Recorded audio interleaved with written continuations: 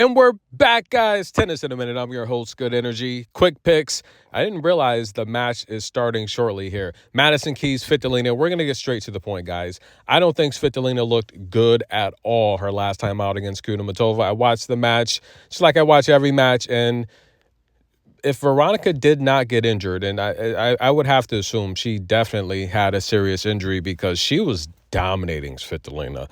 Svitolina was down 4-1. Veronica was just having her way, hitting winners. Svitolina was nowhere near them. Now, in terms of Madison, thought she looked really good against Elina. And like I said, she's going to look good against Elina. Her age, she's one of the exceptions to the rule. I say over 30, you're not going deep in slams. You're definitely not making a slam final unless you're Serena Williams or Madison Keys, which might be the exception. Look, we saw her at the U.S. Open. She's been doing well in these slams at her age. That match with Sabalenka, going back, she should have won that match, right? Look, it was a while ago, but nonetheless, Madison Keys gets up for the big stage, and I think she's going to get up here. However, I think the first set's going to be competitive. I like the first set to go over 9.5. I think both ladies are going to hold for a trip to the semifinal. And Svitolina, guys, she has the highest win percentage. There's only one other player, trivia. There's only one other player in the Open era that has over a 70% win percentage in slams to have not make a slam final. That's right. Svitolina is one of them. She's consistent. She's been one of my favorite players. She's a good shot maker, but she is slowing down athletically. We're going to see if she could chase these balls that Madison has, because Madison has a lot of firepower.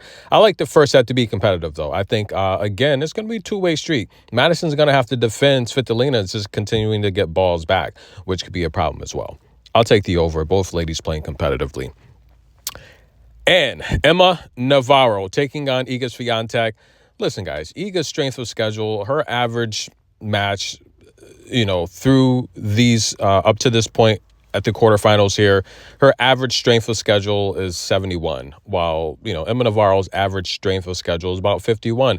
Emma's played the tougher competition. I said before the tournament even started, Iga has a cakewalk draw. Her draw is easy, and it wouldn't hurt the tour to have Iga Swiatek make a slam final and actually win it, her first Australian Open championship. You can't have your number one player surrounded, within these scandals. And of course, the ITIA, they ruled in her favor. They said it was, cross-contamination. It's not her fault. But, hey, why not give her a cakewalk draw, make it to the championship, win it? That means she's going to have to get past Emma Navarro. But I'm going to take Emma Navarro. She's getting a lot of points here. I'll take the 8.5 points. That means Emma Navarro, the 8.5, 7.5, either one of those. I'll take the 8.5. Why not? She's got to win 2 service games a set. Is this where her stamina finally gives out?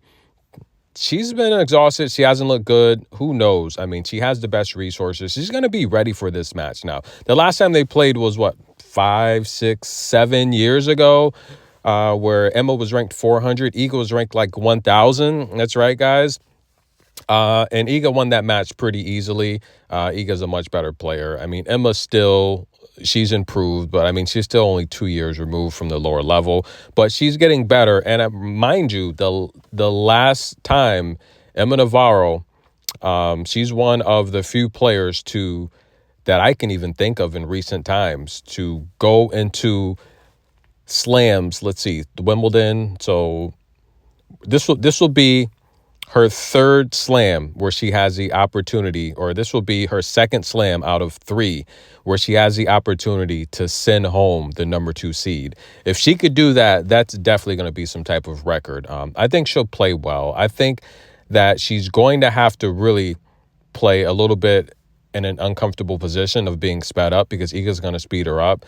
And, looking at the match against Dasha wasn't necessarily speeding her up. And I felt that Emma was able to catch her breath because Dasha was tired as well. Iga's not going to let her catch her breath. And I have questioned her stamina, Emma's stamina in the past. And of course, when you come from college or the lower level, there's going to be stamina issues when you're playing ladies that are stronger and faster, and you have to adjust to that. I think she did transition. Her stamina has been better lately. And now she's getting a reputation of having someone that has a really good stamina. She said it herself, the long 3-hour matches, they don't bother her. It gets her into better form. But there's going to be a different type of challenge here. But that's the pick, guys. Enjoy. We'll see you for, we'll cover some matches. So I'm going to take a look at Svitolina and Keys. That should be starting soon. So everyone have a good evening and talk to you soon.